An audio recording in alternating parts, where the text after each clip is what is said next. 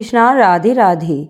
आप सभी को विजय एकादशी व्रत की हार्दिक शुभकामनाएं। भगवान श्री हरि विष्णु आपकी समस्त मनोकामनाओं को पूर्ण करें।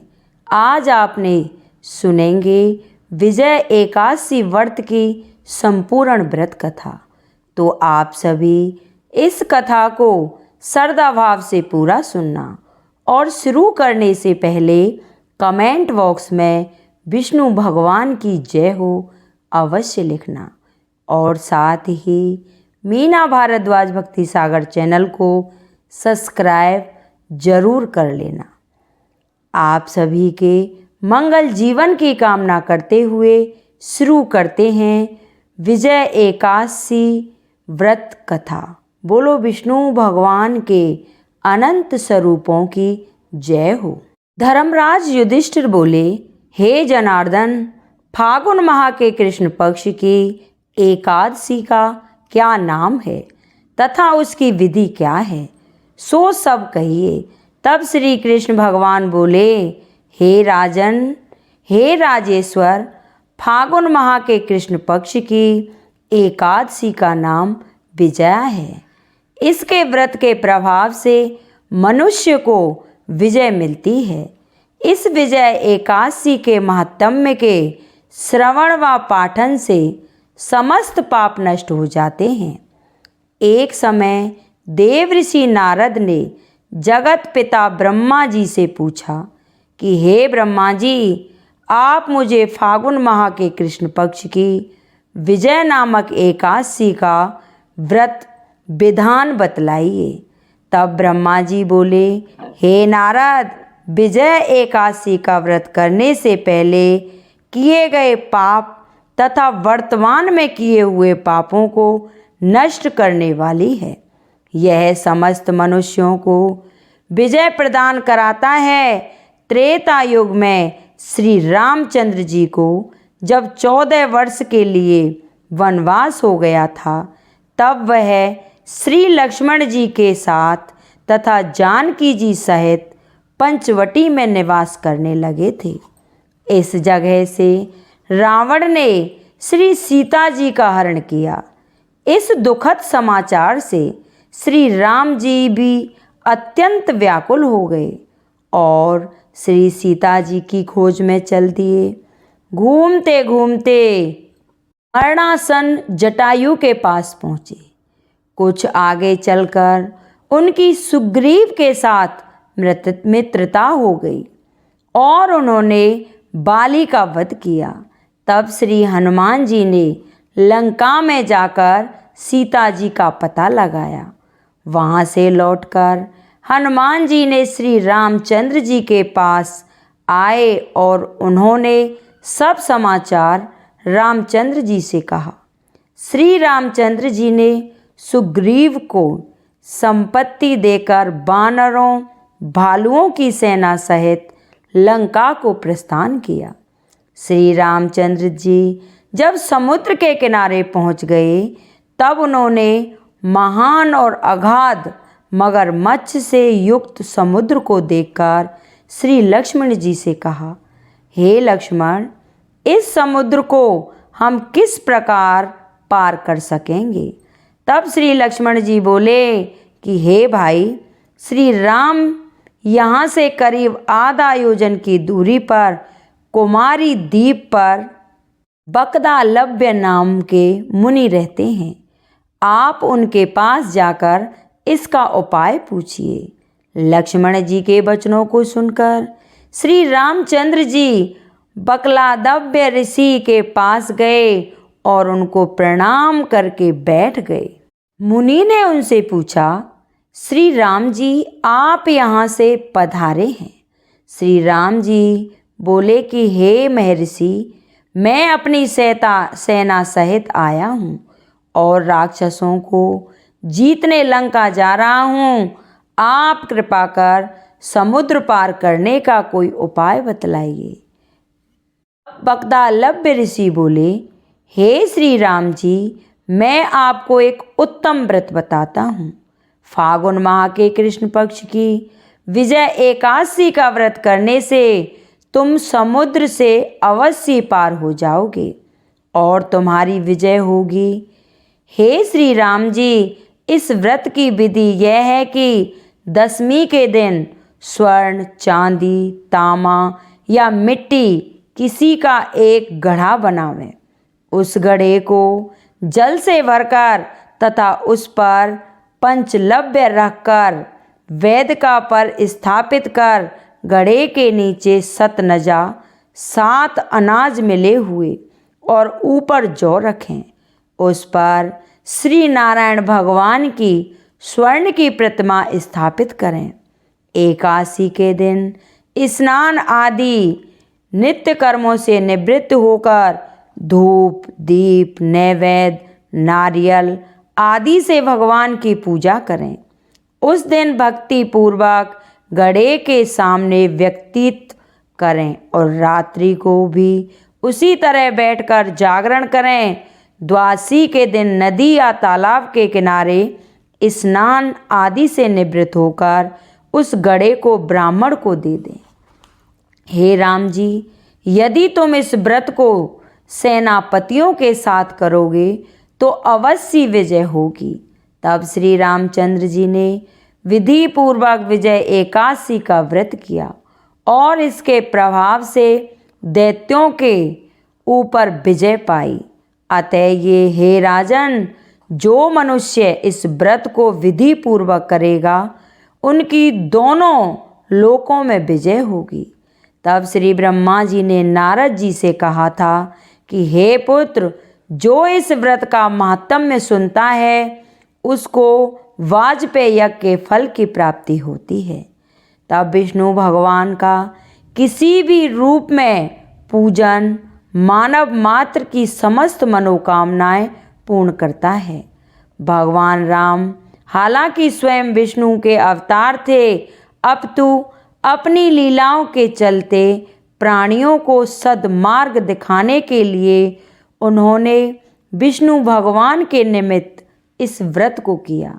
विजय की इच्छा रखने वाला कोई भी मनुष्य इस व्रत को करके अनंत फल का भागी बनता है। विजय एकादशी का व्रत प्राणी मात्र को हर क्षेत्र में विजय श्री प्रदान कराता है। बोलो विष्णु भगवान की जय।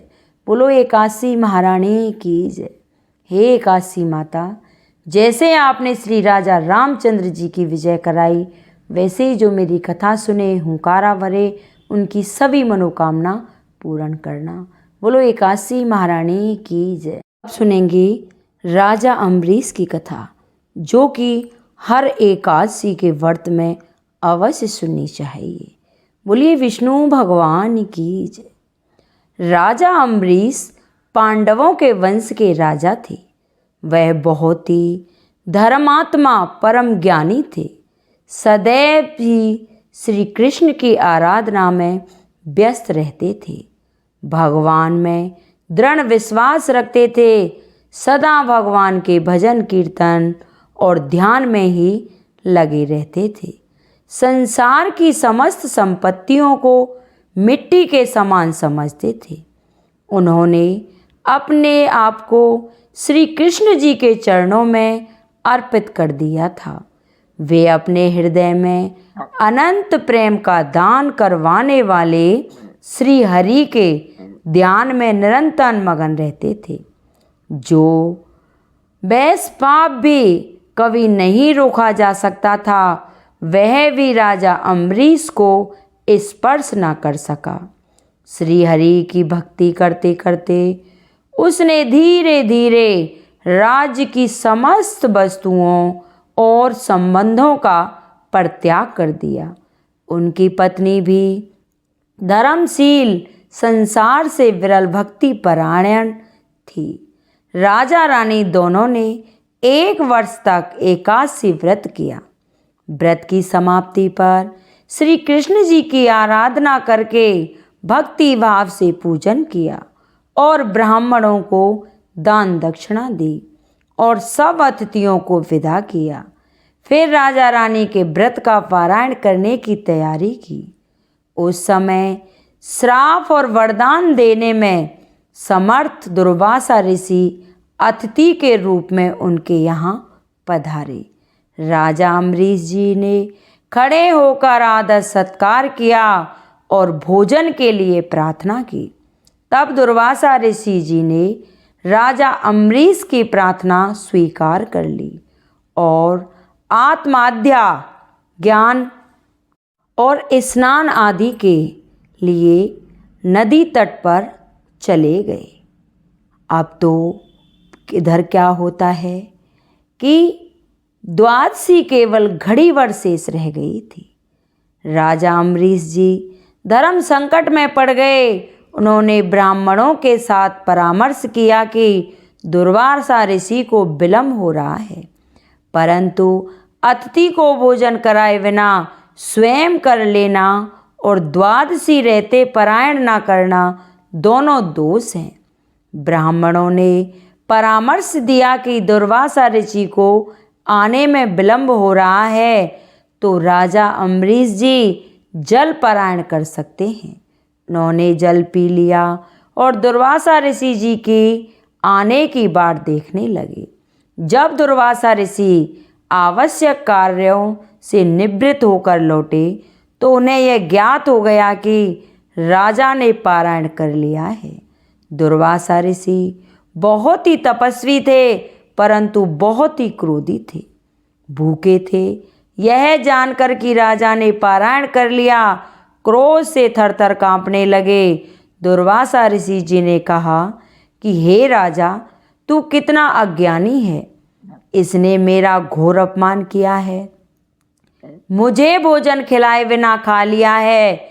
मैं अभी इसको मजा चखाता हूँ।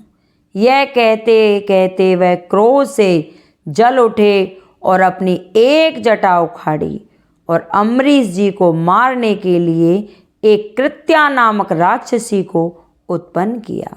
वह प्रलयकाली आग की तरह धधक रही थी, हाथ में तलवार लेकर राजा पर टूट पड़ी। उसके पैरों की धमक से पृथ्वी कांप रही थी, परंतु राजा अम्बरीश उसे देखकर तनिक भी विचलित नहीं हुए।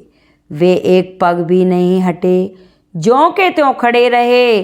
पिता परमात्मा ने पहले से ही अपने भक्त सेवक के लिए सुदर्शन चक्र को नियुक्त कर रखा था। चक्र ने दुर्वासा ऋषि की कृत्या को जलाकर राख कर दिया। दुर्वासा जी ने देखा कि मेरी बनाई हुई कृत्या तो जल रही है और चक्र मेरी ओर आ रहा है। तब अपने प्राण बचाने के लिए भयभीत होकर दुर्वासा ऋषि भागे। भगवान का चक्र उनके पीछे पीछे दौड़ने लगा। दुर्वासा ऋषि ने देखा कि चक्र उसके पीछे पीछे दौड़ रहा है। तब वह सुमेरु पर्वत की गुफा में प्रवेश के लिए दौड़े। दुर्वासा बचाव के लिए चारों दिशाओं, आकाश, समुद्र, पृथ्वी, अतल वितल आदि लोक, समुद्र लोक, पाल, स्वर्ग लोक में गए। समस्त जगह उन्होंने सुदर्शन चक्र को अपने पीछे लगा देखा। जब कोई रक्षक नहीं मिला तो ब्रह्मा जी, आप स्वयं भू में भगवान के इस तेजमय चक्र से मेरी रक्षा कीजिए। ब्रह्मा जी ने कहा, हम भगवान के भक्त के द्रोही को बचाने में असमर्थ हैं। तब निराश होकर दुर्वासा जी शंकर भगवान की शरण में गए। शंकर भगवान ने भी उत्तर दिया कि उस प्रभु के संबंध में हम कुछ भी करने में असमर्थ हैं। हम भी भगवान की माया को नहीं जान सकते। हम सभी उस माया के घेरे में हैं। यह चक्र भगवान का अस्त्र है। यह हम लोगों के लिए असहाय है। तुम उसी भगवान की शरण में जाओ, वही चक्र से तुम्हारी रक्षा कर सकेंगे, वही तुम्हारा मंगल करेंगे। वह वहाँ से निराश होकर दुर्वासा जी भगवान के धाम बैकुंठ में गए। लक्ष्मीपति भगवान लक्ष्मी के साथ वहीं विराजमान थे। दुर्वासा ऋषि चक्र की आग से जल रहे थे। वे कांपते हुए भगवान के चरणों पर गिर पड़े। भगवान से कहा कि आप अनंत संतों के एकमात्र रक्षक हैं। मैं अपराधी हूँ, आप मेरी रक्षा कीजिए। आपका परम प्रभाव न जानकर मैंने आपके भक्त का अपमान किया है। आपके नाम का उच्चारण करके नरकीय जीव भी भक्त हो जाते हैं। भगवान जी ने दुर्वासा से कहा, आप सर्वदा भक्तों के अधीन हैं। मेरे सीधे साधे भक्त ने मेरे हृदय को अपने वश में कर रखा है। भक्त जन मुझे प्यार करते हैं। भक्तों का एक आश्रय ही मैं ही हूँ। जो सब कुछ छोड़कर मेरी शरण में आ जाता है, उसे छोड़ने का संकल्प मैं कैसे कर सकता हूँ। दुर्वासा, मैं आपसे और क्या कहूँ। मैं आपने सभी भक्तों के हृदय में निवास करता हूँ। दुर्वासा ऋषि, मैं आपको एक बात बताता हूँ। आप राजा अम्बरीश के पास जाकर क्षमा याचना कीजिए। आपकी भक्ति पर अवमान ना कीजिए और क्रोध पर काबू पाने का प्रयास कीजिए। दुर्वासा जी वहाँ से चल दिए। भगवान की महिमा समझ गए कि भगवान अपने भक्तों का ध्यान रखते हैं और उनकी रक्षा करते हैं। अंत में दुर्वासा जी राजा अम्बरीश के पास आ गए। राजा अम्बरीश से क्षमा मांगी। राजा अम्बरीश ने भगवान से प्रार्थना की, हे प्रभु, आप दुर्वासा ऋषि जी की इस जलन को मिटा दीजिए और चक्र को शांत कर दीजिए। भगवान जी ने राजा अम्बरीश की प्रार्थना सुनकर चक्र को शांत कर दिया। राजा भी की स्तुति की, चक्र शांत हो गया। दुर्वासा जी चक्र के कष्ट से मुक्त हो गए। दुर्वासा ऋषि ने राजा अम्बरीश का भी धन्यवाद किया और कहा, आपने मेरे प्राणों की रक्षा की है। हे राजा अम्बरीश ने दुर्वासा जी का सत्कार किया और उनको आदरपूर्वक भोजन करा विदा किया। राजा अम्बरीश ने भी 1 वर्ष तक दुर्वासा जी नहीं आए थे और उनकी राह देखी थी और भोजन ग्रहण नहीं किया। पानी पीकर ही समय व्यतीत किया और दुर्वासा जी को विदा करके स्वयं भोजन ग्रहण किया। भगवान जी का बहुत बहुत धन्यवाद किया। हे विष्णु भगवान, जैसे आपने राजा अम्बरीश पर कृपा करी और दुर्वासा ऋषि के क्रोध से उन्हें बचाया, वैसे ही जो मेरी कथा सुने हुंकारा भरे उन सभी की मनोकामनाओं को पूर्ण करना। बोलिए विष्णु भगवान की जय। आपको हमारी ये कथा कैसी लगी कृपया कमेंट बॉक्स में ज़रूर बताना। राधे राधे।